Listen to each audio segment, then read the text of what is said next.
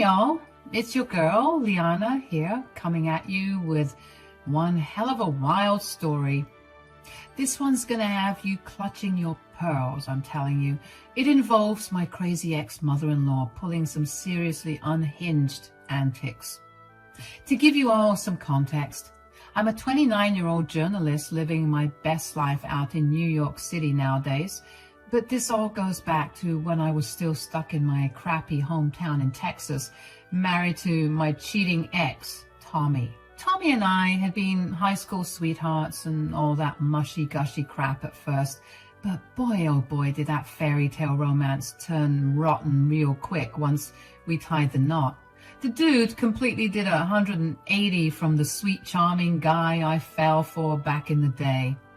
Turned out, my dear husband was a gaslighting, manipulative snake who thought he could just walk all over me like a doormat.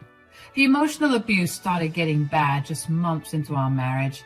He'd berate me constantly, talk down to me like I was stupid, and make me doubt my own reality. And that's not even getting into the times he'd get physical too, when his temper would flare up over the smallest things. I'm talking holes punched into walls, objects being thrown, that kind of scary stuff. But foolish young me just thought maybe I could fix him or something if I was patient and understanding enough, you know? Well, let me tell you, that was a harsh life lesson learned. Because even after I stuck by his side through all that toxic BS for 3 long years, I eventually learned the ultimate betrayal. My lovely hubby had gone and gotten his side chick pregnant behind my back. That was the final nail in the coffin for me. I knew right then and there that there was no way I could ever look at Tommy the same again after that kind of disrespect and deception. So despite his desperate pleas and promises to change, I went full steam ahead with filing those divorce papers.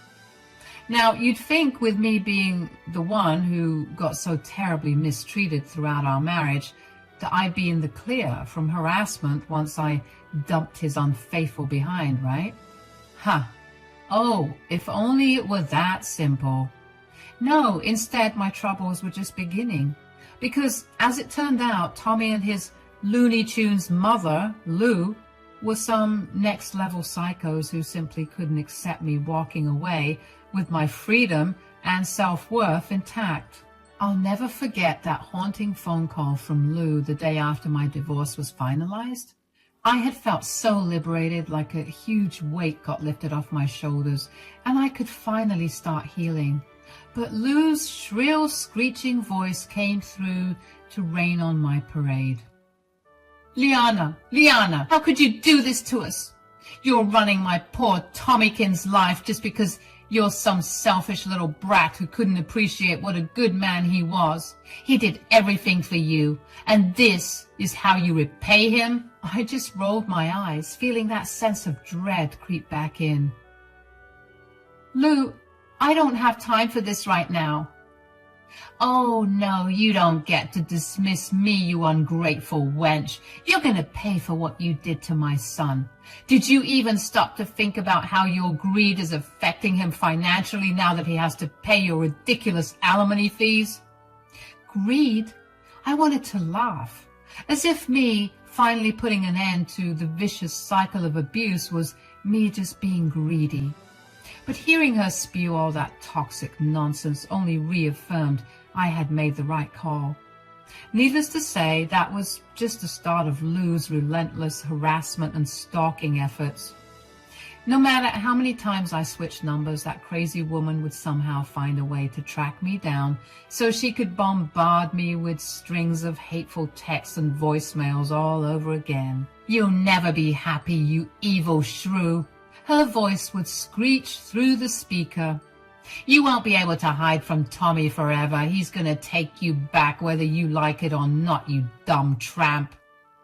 Yeah, real high-class lady there, huh? Still, sad as it was, I expected nothing less from my twisted ex-mother-in-law. She was always Lou, not Lulu to me. Just a bitter old miserable hag desperately clinging to the twisted idea that her precious baby boy could do no wrong.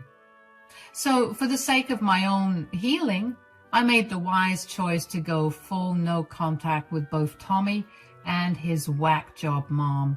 I blocked their numbers, blocked them on all socials, the whole 9 yards. Looking back, it was easily one of the best decisions I ever made for my mental health. Of course, that didn't stop Lou from finding new ways to harass me every now and then. She would make weird prank calls, send nasty emails, and even reach out to some of my friends trying to turn them against me. At a certain point, it got so over the top that I actually had to get the cops involved to declare her behavior as harassment. But of course, they didn't do much. They just saw her as this innocent but senile lady who could do no harm. But that wasn't true. Every text, every call, every comment was a reminder of the hell I went through for those 3 years. After some time, though, things finally seemed to settle down for a little while. I ended up landing an awesome journalism gig out in the Big Apple where I could really dive headfirst into focusing on my dreams and healing from those traumatic past relationships. Life was honestly going so amazingly well. I had a fab new career trajectory, amazing friends who became my chosen family, and was truly coming into my own in ways I never thought possible during my dark years of abuse. Until one fateful day when I got a call that rocked my world. My Uncle Lenny, who I was super close with while growing up, had passed away back home in my small Texas town. Uncle Lenny was genuinely one of the sweetest, most caring souls you could ever hope to meet. Despite being just a simple school teacher, he devoted so much of his spare time to volunteering at children's hospitals, homeless shelters, you name it. He was the kind of selfless guy who would give you the shirt off his back without hesitation. So it absolutely shattered my heart to learn he was gone, and knowing I wouldn't get a proper chance to say my final goodbyes. I hadn't physically been back to our hometown in ages due to the lingering trauma of my divorce. But there was no question in my mind that I had to return to be with my folks and the rest of my grieving family for his funeral after such a devastating loss. I hopped on the first flight out to Texas, already an emotional wreck. Saying goodbye to that sweet man was going to be one of the hardest things I ever had to do. What made it even harder was knowing what else awaited me back in that godforsaken small town. The possibility of running into those toxic leeches, Lou and Tommy. See, Lou was never just my ex-mother-in-law. She had grown up and spent her whole life in the same area, so running into her out in public was pretty much inevitable, since our families had deep roots there. And of course, wherever Lou's wretched presence festered, Tommy was never too far behind like a whipped puppy. Still, I tried to put my fears and apprehensions aside for Uncle Lenny's sake. When my Uber pulled up to my childhood home, I just focused on reuniting with my folks and honoring this beautiful memory. And that's what really mattered most. As I got out of the car, the first thing I noticed was my old friend and former city council member, Lester's truck parked in the driveway. Of course, he would be here. I thought with a sad smile. Uncle Lenny had done so much volunteering and charity work over the years that he inevitably became super tight with all the local politicians and community leaders. Lester was probably one of his closest friends. I felt a comforting warmth knowing someone like him would be here for my family during this heavy time.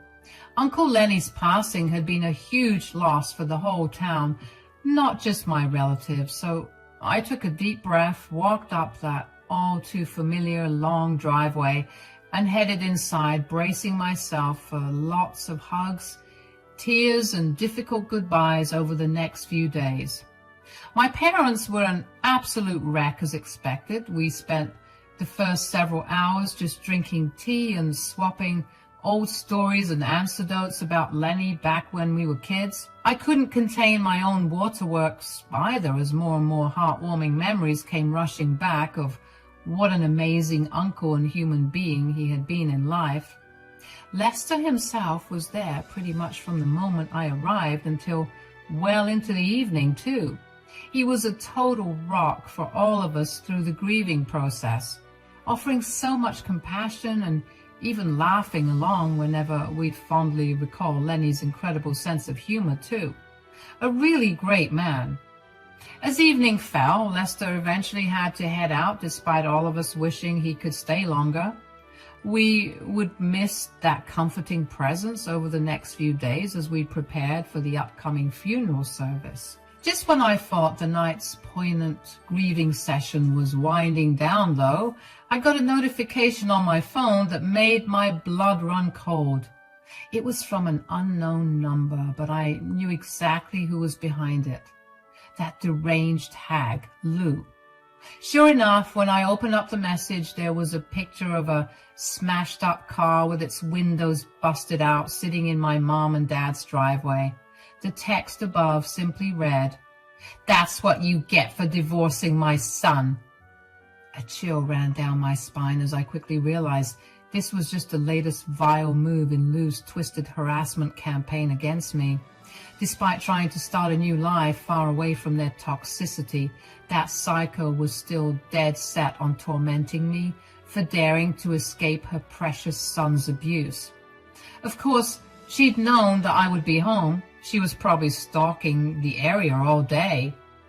For real? I muttered under my breath. This woman was really going to threaten me even while our family was in mourning? Talk about a new low. In a sudden flash of anger, I tried to call the number back, but it went straight to voicemail. Figured that a deranged woman would set up a burner just to get my hopes up before disappearing again. I felt a surge of adrenaline as the realization hit that Lou had followed through on her twisted threat after all. "Everyone, we need to go outside right now," I yelled, causing my parents and Lester to jump in surprise.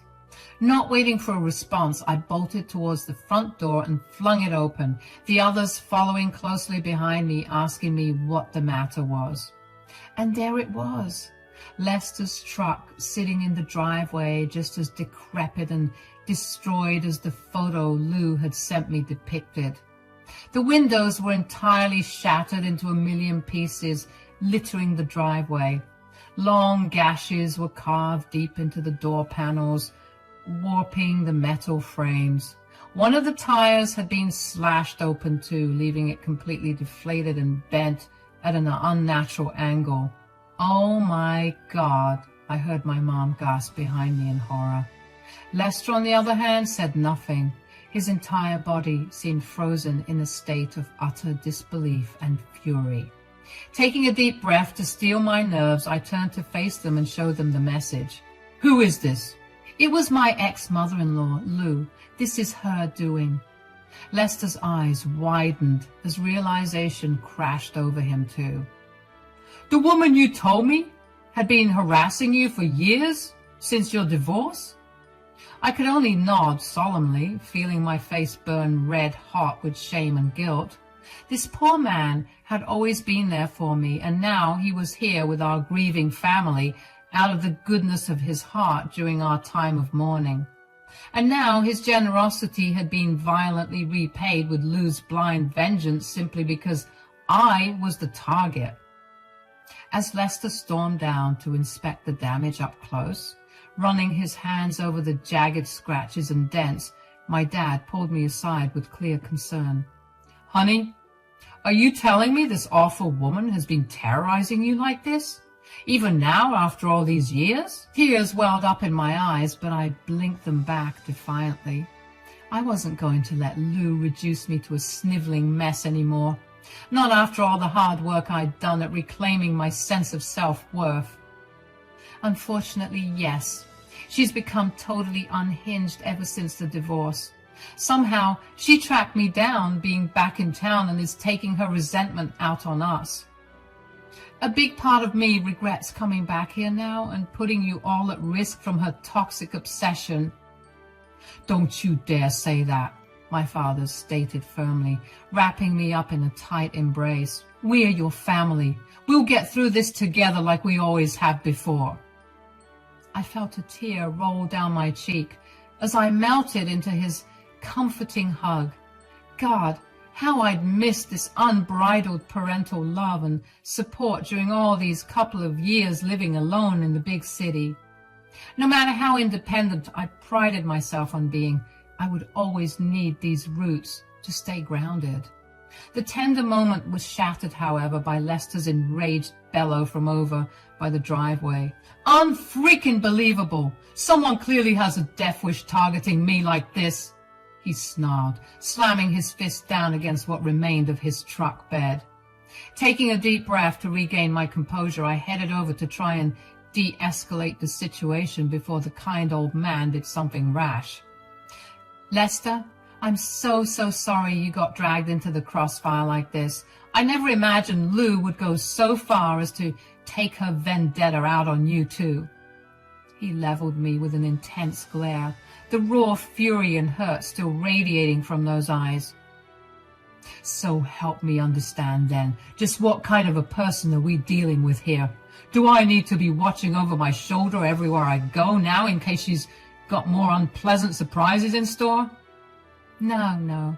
Despite her clear lack of boundaries, Lou isn't the kind of unhinged lunatic who would physically threaten or stalk anyone. She much prefers fighting her petty wars from the shadows through sabotage like this. The real scary part is just how deranged her vendetta against me has gotten. If she's willing to turn it towards destroying the property of total strangers now too. Lester seemed to consider my assessment for a few moments before squaring his shoulders with a resolute nod. In that case, I believe it's time we return the favor and fight back through more official channels then. Despite the direness of the situation, I felt a glimmer of hope stir in my chest. You're going to take legal action against her? You're damn right I am. Harassment, property destruction, everything. And as one of the longest tenured council members in town, you can bet you're behind. I've got plenty of connections to make this an open and shut case too. Scribbling down Lou's full name and home address on a little notepad, I passed the details along to Lester. If anyone can finally put that toxic old woman in her place, it's someone like you who's respected in this community. Please take her for everything you can. His expression softened slightly as he accepted the notepad. You've been through more than enough trauma at her hands, Liana. From here on out, consider this a personal mission to make sure she never bothers you or your loved ones ever again. Relief washed over me, finally having such a powerful ally in my corner against Lou's torment. With Lester now hell-bent on holding her fully accountable, perhaps I would finally break free from that cycle of abuse once and for all. Unfortunately, that brief glimmer of hope was predictably short-lived, because just a few hours later, after Lester had departed for the evening, my phone rang with a call from Lou's newest burner number. Did your little boyfriend really think I wouldn't find out about his pathetic intimidation tactics? I rolled my eyes at her feeble attempts to get under my skin. You reap what you sow, Lou. Maybe think twice before destroying other people's property next time, if you can't handle the heat. Other people? I thought it was your car. As usual, that's where you're mistaken. You didn't destroy my car. You destroyed our guest's car. But as usual, you're too dense and hell-bent on petty revenge to understand that your actions have consequences. Oh, cut the righteous act, you smug little brat. This is exactly why everybody hates your guts. You always have to play the innocent victim card while ruining everything for people who do you no wrong. Resisting the urge to laugh out loud at her warped persecution complex, I replied coolly, I'm sorry. Did you conveniently forget the little stunt you just pulled vandalizing Lester's truck because of your unhinged tantrum? That man has never done a single thing to you, yet you still lashed out because of your petty grievances with me. Wait, what did you say? What? Who does the car belong to? That's when I couldn't hold it in any longer. She heard me right the first time, and I'm pretty sure she was looking ghostly pale on the other end of the line. That was Uncle Lester's car. You know, the old city council member? Lou seemed to be sputtering for a retort, so I pressed on with renewed strength, knowing that she was losing this battle. Well, you didn't say anything. I didn't know it was his car. I didn't know. This is all your fault. You see, you ruined everything. Why didn't you warn me? I'm sorry? Why didn't you say anything? Ma'am, I think you need to get some professional help. How in God's name was I supposed to know that you were planning on vandalizing my property? And even if I somehow knew and was stupid enough to say, swipe or no swiping, to a deranged idiot like you, would you have even listened to me? Oh God, I'm going to be ruined. What did he tell you? Is he going to sue? Tell me now. I felt a sudden pang of pity for this deranged, hateful woman, still so blinded by her own biases that she truly believed the insane bile pouring from her lips. How sad and small her miserable existence must be, if tormenting me was all she had left to cling to. I laughed again, a hearty belly laugh. It was quite bitter, actually, considering the circumstances. Your fragile ego is too far gone to comprehend reality at this point. There was a strange silence on the other end as Lou seemed to be hyperventilating, trying to process the brutal truths I had just laid bare.